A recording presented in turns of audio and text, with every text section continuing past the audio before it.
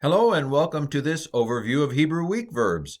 Now, if you're doing my Udemy course, and maybe even on YouTube or Patreon, I will kind of break this out into videos that go into greater depth. This is a quick overview of Hebrew weak verbs. Well, what are Hebrew weak verbs? Chances are, if you're watching this video, you already know a little bit of Hebrew. Maybe you've been going through my Udemy course. If you've been going through my Udemy course or my playlist on YouTube, then you've pretty much been exposed to all of these. You've seen them. But we want to now talk about them systematically. We want to kind of give you an overview so that you know what you already know. You know a lot of stuff. There's a lot of stuff rattling around up there in your head. And what we want to do is we want to give you a certificate of completion that says, I'm weak. No, I know weak verbs. And now, the weak verbs. So the most basic or the easiest kind of weak verb are guttural weak verbs. Now, as you know, Hebrew verbs tend to have three basic consonants. A strong verb, those three consonants are strong, they stick. Katal, to kill, it's strong. Each letter is strong. They'll do doubling. They'll do the right vowels.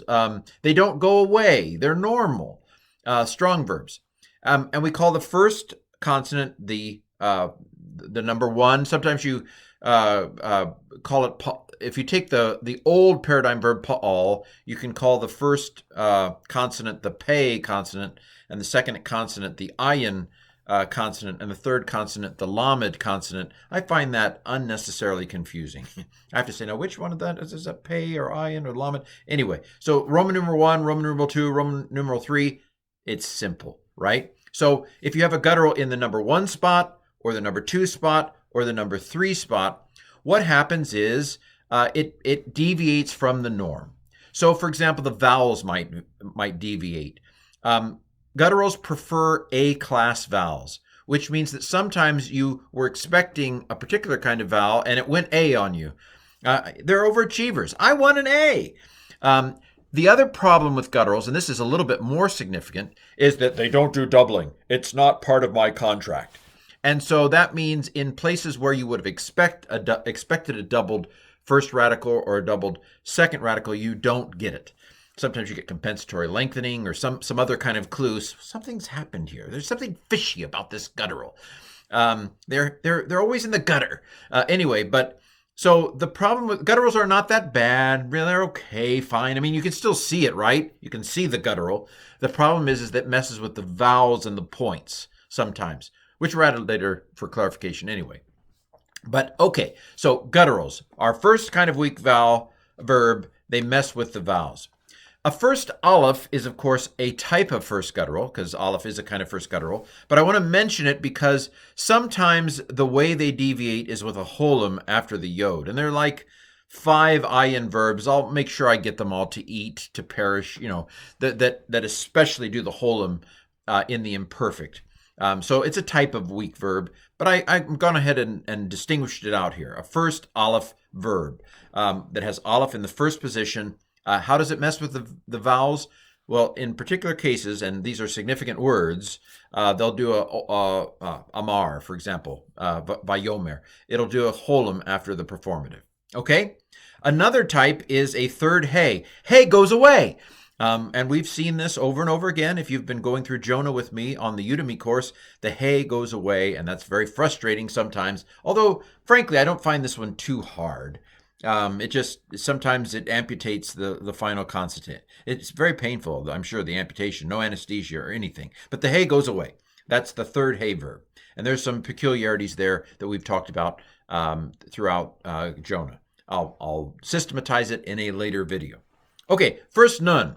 What happens with nun is that nun assimilates when no vowel separates. And so sometimes when you have a consonant and a nun right next to each other, the nun gets sucked into the consonant. And then you have a doubled letter, which, of course, if there's an ayin, is problematic because it doesn't do doubling. But anyway, first nun, sometimes it goes away because it assimilates into the borg. So nun assimilates when no vowel separates. There are middle weak, hollow man. These are where the middle consonant is a vav or a yod. And what happens is a lot of times it just disappears into the, where did it go? It died, and it was absorbed into the ether. And so, like in the converted imperfect or whatever, you'll have the first consonant and you'll have the last consonant, and the middle consonant's gone. The problem with weak verbs, of course, and maybe it's fun. Think of it as fun. It's not this isn't a problem, Ken. This is an opportunity. The problem with weak verbs, the opportunity with weak verbs is, it's like CSI. It's like a detective. We've got a crime scene here. We've got some missing body parts. But is it the head? Is it the torso? Or is it the legs? Now, of course, if it were a real body, we would know. But with Hebrew verbs, you're looking and you see, I only see two consonants here. What happened to the third consonant? Was it the first consonant? Behind door number 1, the first consonant went away. Behind door number 2, the second consonant went away. Behind door number 3, the third consonant went away.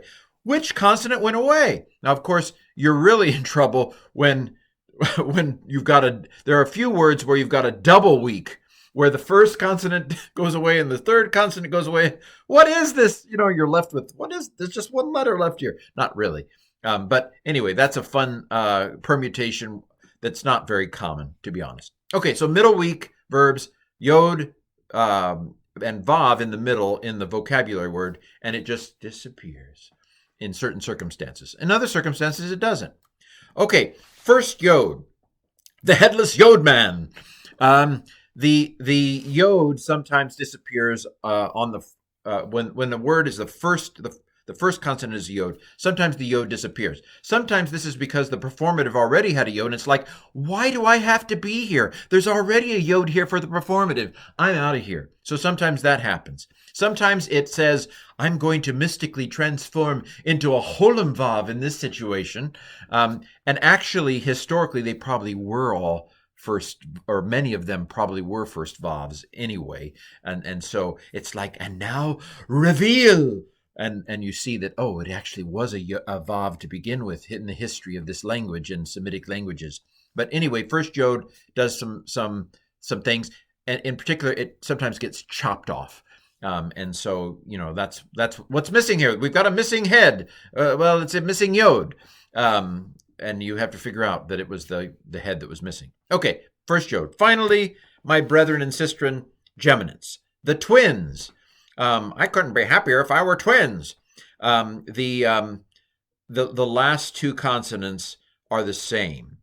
We saw this with palal, to pray, if you are following this in series in Udemy. Why repeat myself? It's kind of like the yod, saying, well, there's already a yod here. Why do I need to be here? Sometimes in words that have a doubled second, and the second and third consonant are the same. The one of them, let's say it's the last one, says, I'm not needed here. I'm going to go get coffee. All right. So why repeat myself? Sometimes geminants will omit the second of the twins. There you have it. This is an overview of Hebrew weak verbs. And if you've been going through my Udemy course teaching Hebrew using Jonah, or following the YouTube list, you already know these. You've seen them all. You just didn't know you knew what you know. So we will, in the series of finishing up the Udemy course, at least have a video on each of these to kind of spell out what the peculiarities are of each one. This has been Types of Weak Verb.